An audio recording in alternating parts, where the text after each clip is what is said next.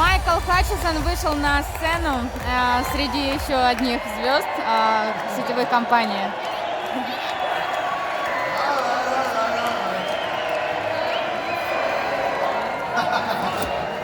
No playing favorites now.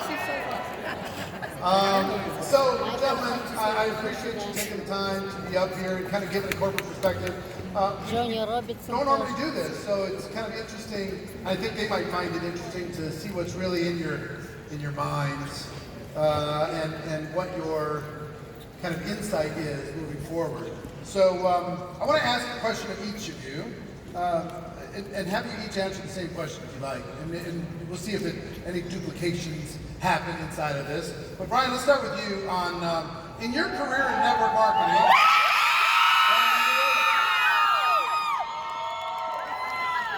In your career in network marketing, what changes have you seen? You know, I've seen a ton of changes. I think the biggest change that I've seen, the main thing is, I think, still the main thing for companies that are going to have a long tail, that are going to be around for a while. It has to be rooted in relationships. However, I think that the speed at which people can connect through social platforms has obviously increased it. But I think that one of the things that I think can be almost self-sabotaging at some point within our industry is also the speed of expectation.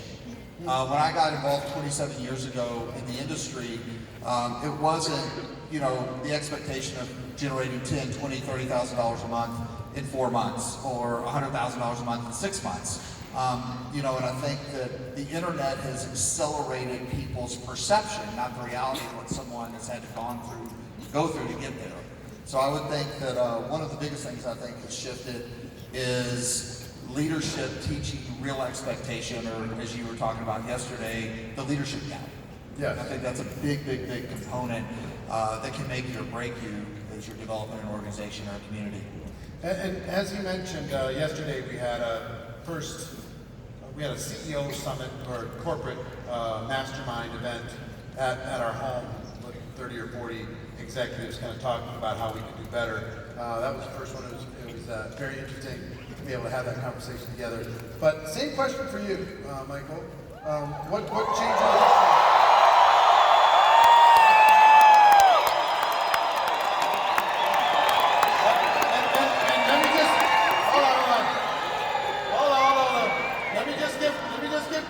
Because I've got to tell you, Michael, 2 years ago, you had 20 people at this event. Last year, you had about 200. And this year, stand up if you're here for part of my...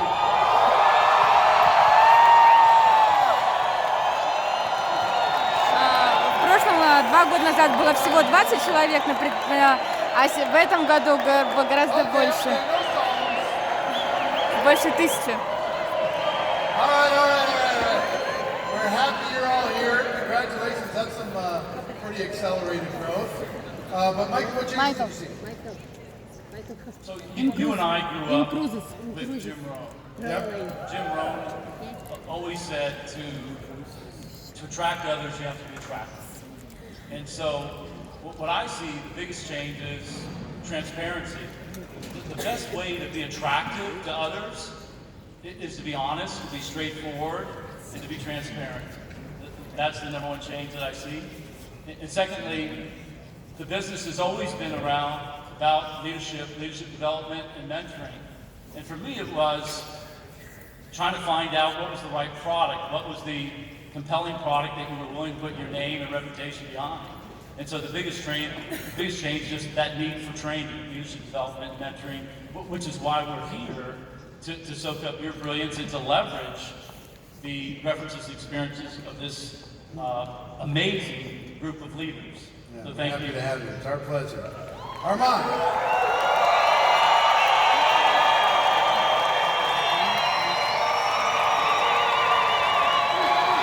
All right. Don't make me throw you out. Oh, wait a minute. I forgot to say. For all the people who are watching on live stream, everybody, we have to say goodbye to live stream people. Everybody say bye, live stream. This is only on the Facebook people. the other live stream people say here. For the people on Facebook, if you'd like to watch the rest of the thing, go to GoProStream.com, I think. You can get a live stream ticket in order to watch the rest. Hope you do. It's going to be great. Armand, throw it to you. Sounds good. Well, the biggest difference, I think, in network marketing, because I've been in this deal almost 28 years now, the biggest change I've seen is just the manner of the way we are projecting the business. You know, a lot of people before, we used to project the money side, and now we're projecting what we do actually within the company, which people have to understand that we are, this industry here, no matter what company you're in, you're not in the money company. You're not in product company. You're in the people's company. So we have to understand that to get started. And the second thing I've noticed a huge difference, and it's a major difference, is that 28 years ago, my team was 100% English. And nowadays, it's about 98% Latino.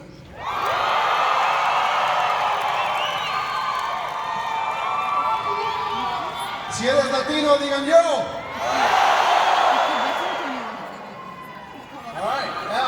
Al Bella, same question for you, my friend. Okay, well, I've been in it 39 years now, so we call it a home-based business now. It used to be a garage-based business then, right? We were logistics, right? You earned every penny you made because you got the product, you shipped the product, and people came to your house, and you had calling nights, and you had pickup nights. It was hard. I think for everybody who's here, especially those of you who've been around just a little bit of time, you got it so much easier. It's so much easier. The other thing I've seen over the years is we've gone from local to national to global. Woo!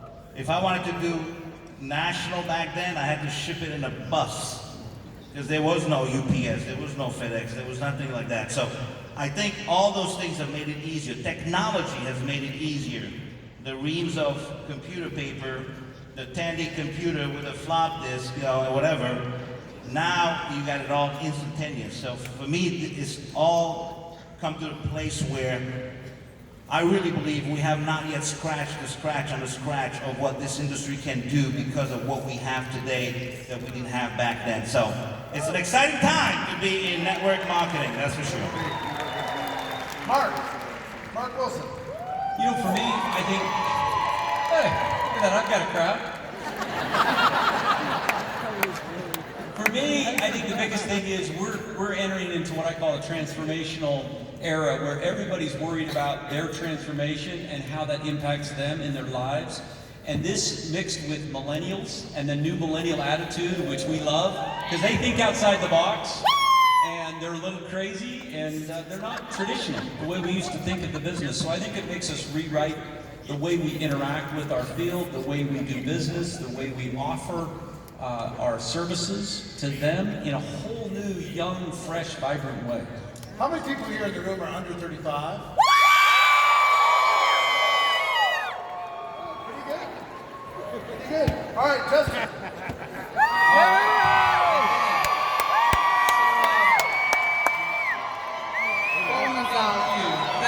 Thanks, Mom. Thanks, Dad. I would actually have to say, being in the industry for 30 years, there were just so many there was fewer players. So we were, I feel like an even tighter niche group, but very into our own companies, where I feel like, I agree with the panel, the speed over the past years has been incredible, and the cultures really identify the companies as much as the products and the opportunity. And so I feel like it's a much more cultural, rich industry than it was previous. I love that. All right, let's come back to you, Brian. What do you love most about network marketing? If you could pick one thing, and it's your favorite thing, what would your favorite thing be? What do you love most? I know this is going to sound cliche. The journey of it, the journey that it gives people to, I think, learn who they are. You know, It's like know thyself, be thyself. Most people don't ever take the time to know themselves, and I think great companies, they spend time helping people build the belief in what is possible for them. And so I think that probably it's a common theme for everybody in this room is the people side of it. It's the personal development side of it, and the impact that we can have on the world. You know, the reason that I'm still in direct sales to this day, when I was in my 20s, it was all about the money. I was chasing it, I made a lot, lost a lot, you know, and I literally thought that I was it. All you had to do is ask me, until I had a defining moment. And that defining moment was when a young lady came up to me and said, I've never had anybody speak to me that way.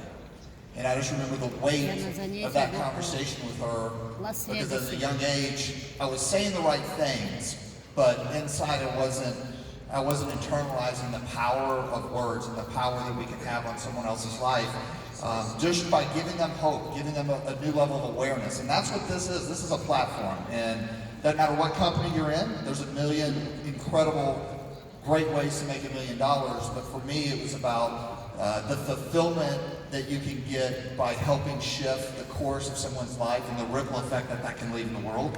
And so as cliche as that may sound, that's why I'm so here. That's why I'm passionate about what you're doing. I think it's probably symbiotic to what you're doing as well. So, Michael, same question.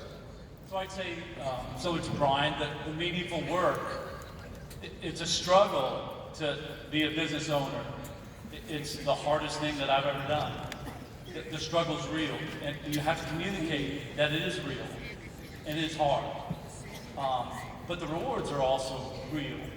It's a challenge knowing that you have something that can add value, can create an impact in other people's lives, and yet people shoot you down and reject you, and you get negative feedback from people. So that struggle, adding to the meaningful work that you're doing, knowing that you're adding value and making an impact in other people's lives is what I love, number one. And number two, the meaningful relationships. I'm here because of relationships. The relationship that you and I have. For a long time. And we have a bromance, right? I've got a bromance with this man. You'll have to translate that, but everybody loves a good love story. And so this business is about love. When you are in your heart and you're focused on helping and caring and contributing, you attract people. When you're focused on scarcity and need and my wants, you repel people and you're in your head. And so that ability to create meaningful relationships is what I love about the business. Love it. Armand, how about you? Well, one of the biggest reasons I love this industry is we give an opportunity to people who can't afford an opportunity. We're around the world. I've walked in lands where the homes, inside the homes is still sand. We've done presentations where still the kids are sleeping on cold sand inside a house. And to me, you know, there's going to be a lot of seven-figure earners made within all these companies, yes, but I think to the majority of us, the goal is to make sure that people around the world can afford to put food on the table, can afford to bathe their kids, to put clothes on their kids, to put shoes on their kids, to take the kids to school.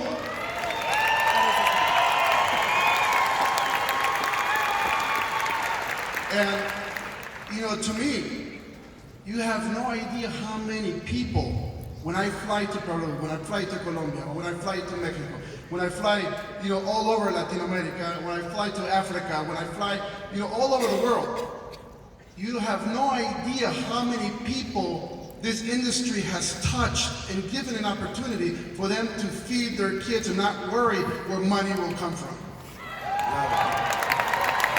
Mr. Gallen, what do you love about it? Well, I believe that, I mean, for me, it's being able to live a life of significance. We all have to do something to earn a living.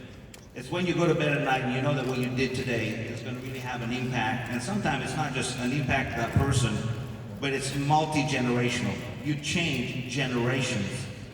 You know, when I got my phone call 39 years ago, I was working in a factory for $1.65 an hour. That was my opportunity. And I think that's the beauty of this industry. It's a mechanism for you to be able to really maximize your God-given talents, even though you don't even know you have it, but the mechanism, the power of association, the power of the word, being able to create your own future, your own reality, because of that mechanism, because of that hope and the dream. That's what kind of keeps me jazzed up about this thing. Awesome. Mark, how about you? You know, for me, this is the greatest industry in the planet. There's nothing better than it. And I think it's because we remove limits. We take away all the limitations. And in life, we have so many limitations on us. And for me, this is the one industry where there are no limitations. You get to dream and do what you believe you can do. And I love what you said earlier when you said your check is a reflection. For me, that's the biggest thing we offer, is that hope and dream to remove limits. Fantastic. Justin? Yeah, I would just add to the group here.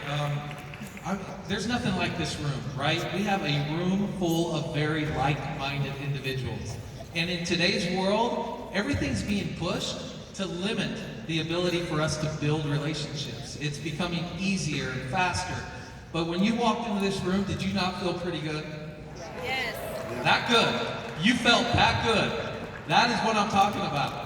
We have an opportunity to bring like-minded people together and build something very, very special, because together we're better. Awesome. Well, I want to ask you a question. I haven't prepared you for this question, but I have a kind of a unique view because I work with organizations around the world. I've been in corporate and I've been in the field. And I've been kind of consulting and all these different types of spots. And here's what I know. The field has one opinion, and the company usually has another opinion. Not necessarily different-minded, but it's like if the field hasn't been in, or excuse me, if the company hasn't been in the field, they can't really understand what the field people do. And if the field people haven't been in the company, they can't really understand what goes on inside the company, challenges inside the company. One thing I would tell everybody is every single company is a small town. It's just like a small town. And it doesn't take long to be the town idiot. You know what I mean? It doesn't take long to be the town jerk. You know, we don't even understand, because sometimes as field leaders we get frustrated. And sometimes rightly so. And we call and vent to somebody, but if we make Susie in customer service cry, that's going to get around that whole little small town that so-and-so made Susie in customer service cry, and it's going to affect reputations, it's going to hurt feelings. Or sometimes we feel like, you know what, they say only put negative up, don't put negative down, so I'm going to send an email on a Friday afternoon to my CEO with everything I don't like about the company and ruin his weekend. And they don't. A lot of people don't think that, well, the CEOs aren't bothered by that stuff, but trust me, they lose sleep over it. Trust me, it's emotional for them too. But here's what I would like you guys to share. What is one thing that you wish the field in general would understand about what you're doing in corporate? What's one thing that you wish that they would just know and understand about you or your company? Anything? Yeah. Well, yeah, I think that you know, we're very cognizant of that, and one of the things that I loved your analogy in the beginning. I come from a sports background, so I think that it's super important. You know, if I have a basketball coach, I find that the best coaches are the ones that know what it took to compete, to sacrifice, and we have one of our leaders that one of the first questions he asked me 4 years ago was, what is your goal or what is your intention or outcome with the culture of the community? And I said, this is a tall order, and you know, some people might not agree with it, but I said, the one thing that I really wish and hope we can be great stewards of, and if we can keep this as the intention, is that there is no divide between corporate and the field, because by nature, that's a conflict. You're conflicting with your team. I said, we all just play different roles. You know, the thing about a lot of times, you know, someone that might be on this panel is they don't have the luxury or the privilege unless they just don't take the weight of the responsibility to say, you know what, I'm just going to take off on the next 60 days. I'm done, right? Because if they do that, there's a lot of people's livelihoods that are on the line that they carry a lot of weight, a lot of responsibility. And my father told me a long time ago that the true definition of an entrepreneur is when someone else's livelihood is based and predicated on the decisions that you're making. And so I think that the one thing that we really want to foster within our culture is that, listen, we're not going to be perfect as a company. I can promise you that. And what we're asking you all to do is just be a part of it with us. So everything that we do, we try to get buy-in from top-level leadership and to where there is, like you said, true transparency. And you know, our goal is we're going to make mistakes. And our goal is to make mistakes because we don't want to be afraid to make mistakes.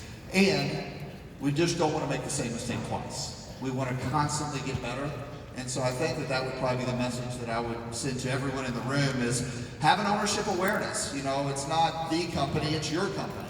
And take that ownership to heart. And because everyone here carries a lot of weight, a lot of responsibility, and I can tell you that they genuinely care about you. And so I think that you're very fortunate, you know, with a lot of companies that have people that truly care like that. Yeah, that's great.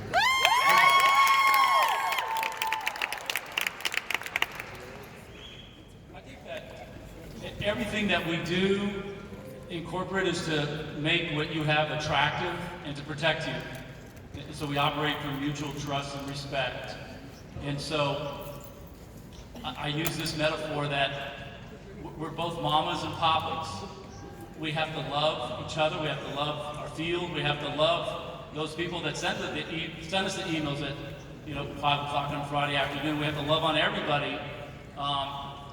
And we have to protect. We have to protect like a papa, like a father, like a grandfather, and that's my role, and that's your role. And so that's the second thing I would say. And then the third thing I would just say is that we're in this together. I mean, that's it. We're in this together, and it's not I go, it's we go. And ego is the voice of fear, and we've not done anything in our history to create distrust and to just respect that. So, Yeah, thank you. love that.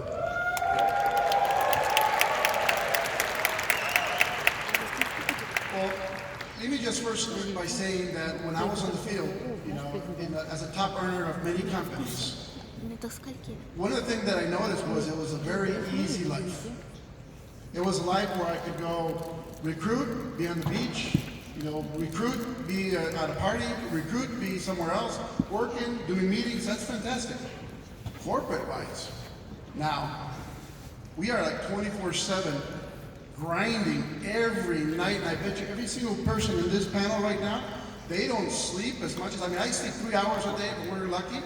But the reason for that is that we want to make sure that you guys have the tools and you guys have a company in the future. See, one of the things that you don't understand as a distributor that I want you to understand is that, let's just say our company or anybody's company here, we have every single life. I feel I have every single life and family on my shoulders.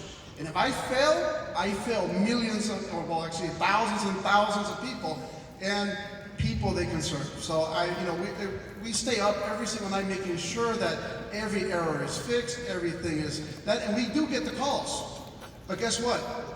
We have to draw a line where we can say, okay, this is valid and this is not, because we want to make sure that you have a future here within these companies, that your grandkids can have a great life, that your great grandkids can have a great life. So you have to understand one thing. This is what we're growing. It's not just a business, it's a family. And if you can understand that, just that little bit, you can defend it like it was your own, like it is your own, and defend it with everything you can, because every time you jab at it, you're destroying a brick that is holding up the fort, that is holding up these companies up in the air. I love that. It's about. Well, for me, I spent 28 years in the field, and I've been in corporate for 11. And the only reason I went corporate is because I wanted an opportunity to build the company I would want to be an associate of or a distributor of.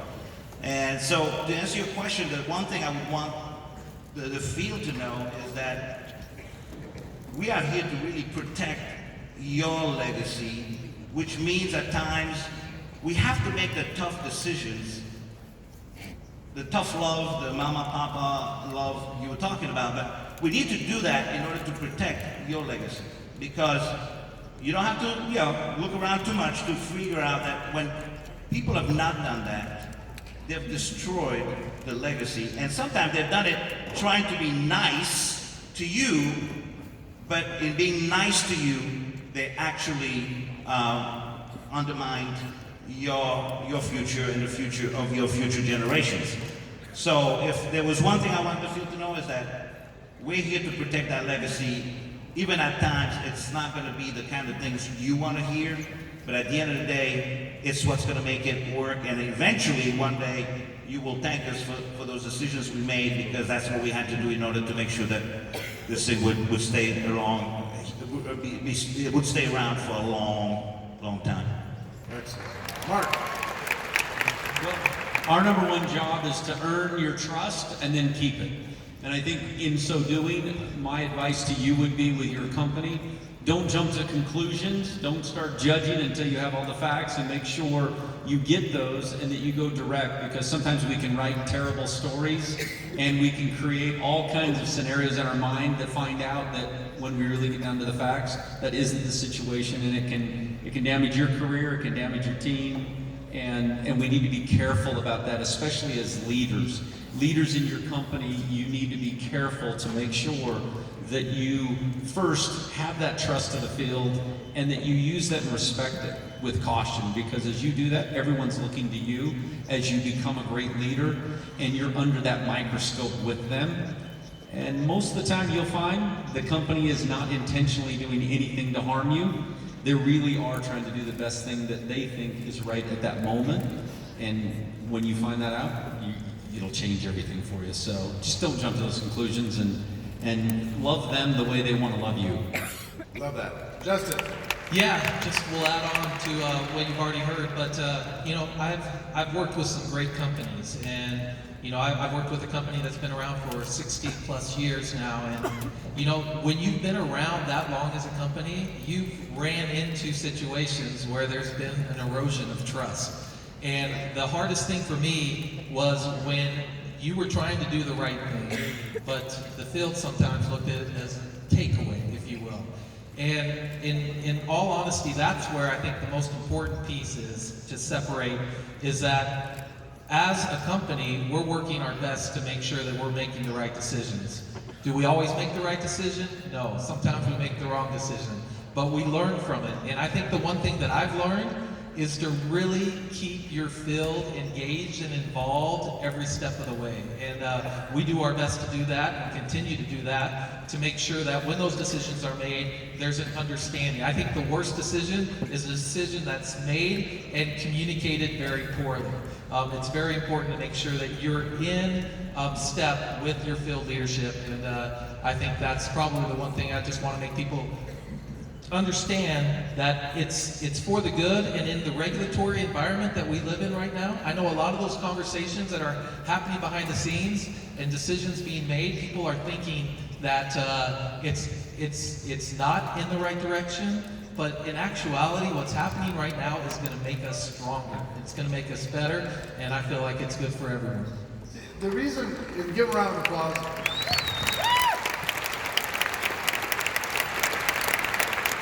The reason, you might be wondering, why are we having this conversation? Because I think knowledge is power. Understanding what your role is, understanding what corporate's role is, all of this builds belief, overall belief in the ability to present this to others in a way with conviction, to be able to know the partnership that exists here, to be able to know the relationship that exists here. It's really important to be able to kind of understand this, and part of GoPro Recruiting Mastery is building that belief, building that vision, so you go out with more conviction. So I've got one more question for each of you, same question. But before I do that, has anybody noticed Armand's shoes? Check those shoes out, man. Those shoes are fancy. Red bottoms. Wow. Fancy shoes.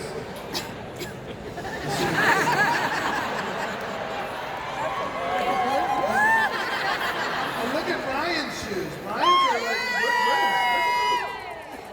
look at those things.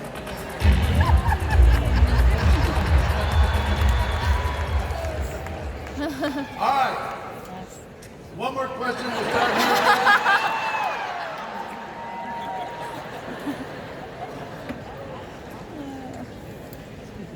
And kind of a combined question. What opportunities do you see in the future? And what can field leaders do to help to capture those opportunities? As an industry or Just in general. I mean, I think the first and foremost thing that you just said that I think is important to reiterate is we talk about 3 pillars of belief, and one of the things that I love about what you do is if someone comes here, I say that your success is going to be based and predicated on things like school, right? Your belief in yourself, your belief in the company that you're with, and the belief in our industry. If any one of those things wavers, that stool's going to fall, and you're going to sabotage your own ability to succeed. And you can only build something to the level that you believe it can be built. And so I think the opportunities in the future are for you to constantly reinforce your belief. You have to have faith in which direction you're going, right? People have faith in those that have faith in other people. So the one thing I can promise each and every one of you is that stay relevant, stay in front, and stay focused on what you can give, not what you can get. The reality of it is that I don't care what compensation plan you're working with, what company you're working with, if you're going to do something long term, right? Not here today, gone tomorrow in terms of what you're going to create from a legacy perspective for yourself and for others, you're going to get rewarded directly and indirectly for the value that you're bringing to other people. So I think that, you know, the platforms are going to shift, the platforms are going to change. The opportunity, I think, is about continuing to focus on what value you have to give. And the more that you grow, the more you have to give, the more you have to contribute. And by the way, you're going to find the more that you're going to accumulate in that process. Not just financially, but I think also fulfillment. So I hope that answers your question. Totally. Michael. The biggest opportunity is to transform lives, to improve lives, to make life better for your fellow man. There's nothing greater than to know that you've added value, created a measurable impact in the quality of somebody's life. And so that's the biggest opportunity that we all have. The opportunity to enable somebody to be a business owner, in my mind, is the best opportunity to create financial independence. And so that's number one, is the ability to impact, to transform, to improve, to make life better for other people. There's nothing better than being able to save somebody money and to be able to put money in their pocket. That's number one. Number two, the thing I'd like to see the field do more of, the standard of virtue. In my mind, the difference of a standard of virtue is what you do. What you do is who you are. And what we've asked our team to do, simple suggestion, is to ask permission. Do I have your permission? May I tell you about my business? And if they say no, say fantastic. And if they say yes, fantastic. But whether you're online or offline, make sure that you ask permission to proceed. And if you don't have permission, then you don't have the right to enter their world, and so respect that. So that's what I want our team and the industry to take a stand in a virtue.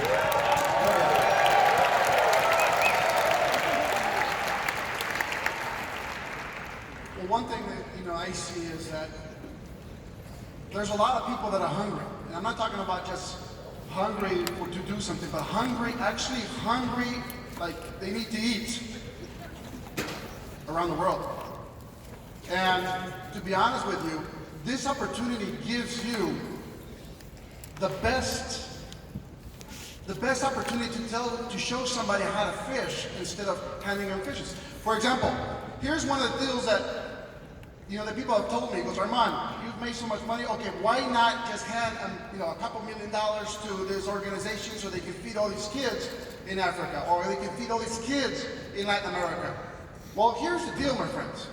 I'd rather come in and make sure that you guys have the tools to show every single person that you can touch how to build an income, even if it's just a few dollars a week. Doesn't matter if it's a few dollars a day, but guess what? That is life-changing money. That is money that you are going to change people. The more people you change, the more money you will make. Right. Yeah. All right. Well, in the last 10 years, 59 million Americans joined the gig economy. Today, 59 million Americans are involved in the gig economy.